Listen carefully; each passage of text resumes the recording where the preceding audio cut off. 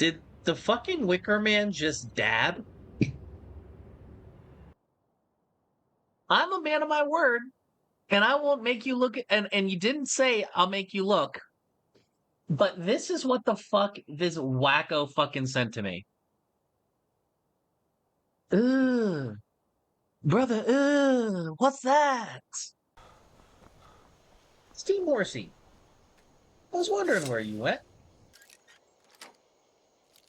I love my pussy, and my pussy love me.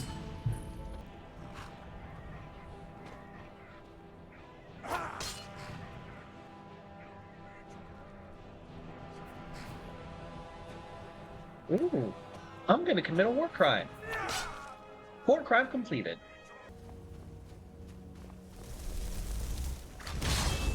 Damn. I hoped.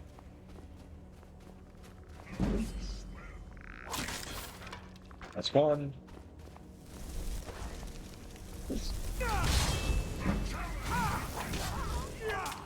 No, they're not. There's not this. Insta-kill. I'm such a fucking cornball, dude. Jesus Christ. I'm realizing that the thing that makes the player character in Path of Exile so powerful is not our, plot armor or any of that bullshit. It is the uncanny fact that, unlike every other entity in the game, we can get past and open the unmovable barriers that is opening doors. And nothing else seems to be able to. Dragon's Monsters Joker, rather. That was my favorite character. It being, do you know how difficult it is to be a Dragon Quest Monsters fan in the West when 2/3 of the fucking games that are released in that series we just don't ever fucking get? Were Germans... What was Germany run by Nazis in the 1930s and 40s? Yes. Were all Germans Nazis? No. Were a lot of them Nazis? Yes. Same rules apply with the Somerset Isles. Is the Somerset Isles in the Fourth Era during the time of Skyrim run by the Thalmor, aka Elf Nazis? Yes.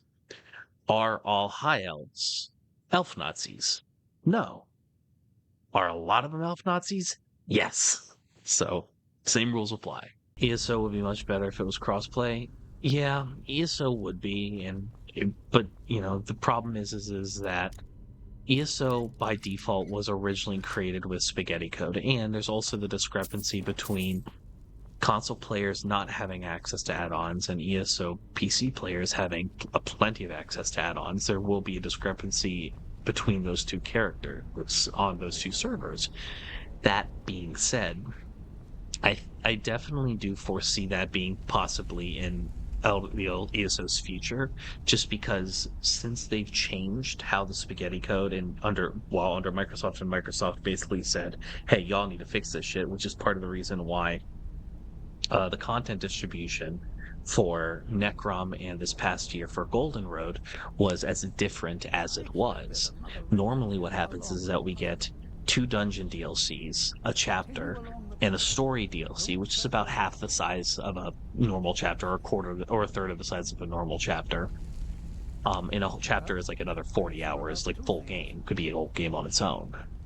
So a big thing that they did was that, hey, you're not getting an extra story DLC, and they were using that time to sort of update the back end to make the code be better.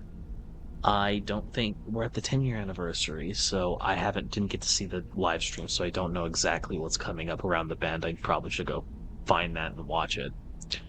But so I would not be surprised if that is what ends up on the horizon for us as Elder Scrolls Online players having crossplay.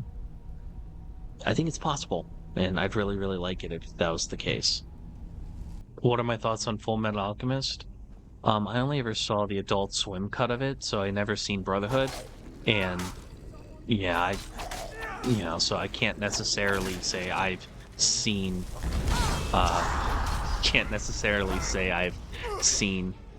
Full Metal Alchemist, unfortunately. Down in Coca, Jamaica, ooh, I wanna take it to. No one ever gonna be this very small computer. I liked the Vita a lot for what it was, but here's the thing, right? With the advent of the Nintendo Switch, any hope that Sony had for, a Sony-based handheld is gone. It's just they were not willing to invest in the tools and functions needed to make it work.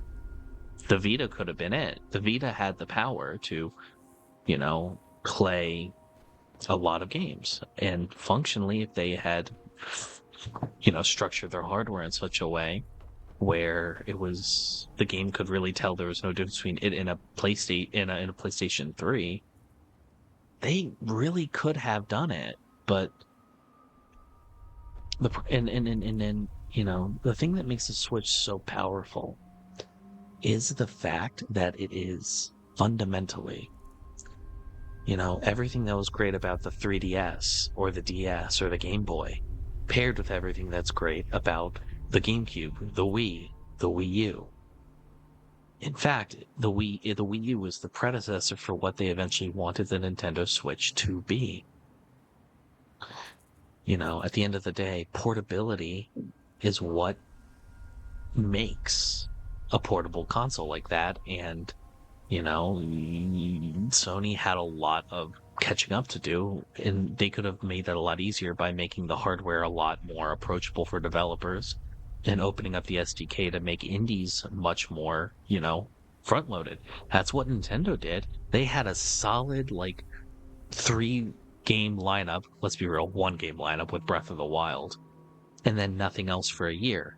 Hollow Knight is as big as it is was because Nintendo bought the rights to basically debut it on their platform. And even though Hollow Knight came out a year before the Switch even came out, it was one of those indies that breathed life in the Switch and also breathed life into the franchise itself.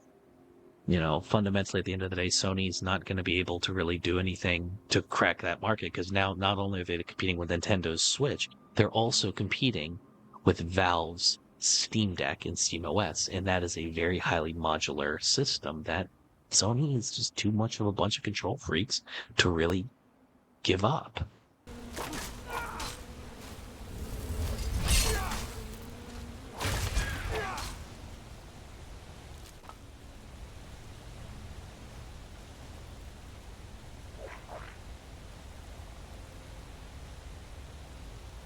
The wood does seem to be different. Giggity. Damn it! I thought he was attacking. Shit. Hey, I'm glad I got those beads up, because that's probably the only reason I'm still alive. I spoke too soon. I really was carrying, dude. Jesus Christ. Today's just not my day on Pokemon Unite.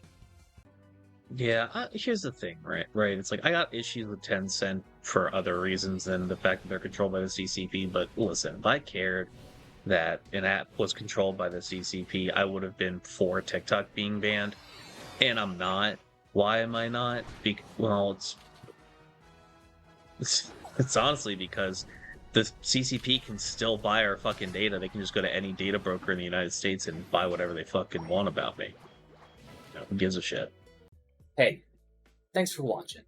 If you want to talk to me outside of this video, outside of live streams, or just join the community and be a part of it, you can do so at HIMediaTV/Discord. Discord links there. We'd love to have you. And given the financial situation of the economy right now, I know this is a tall ask, but if you have the scratch to spare, please consider donating and becoming a supporter at HIMedia.gg/tip.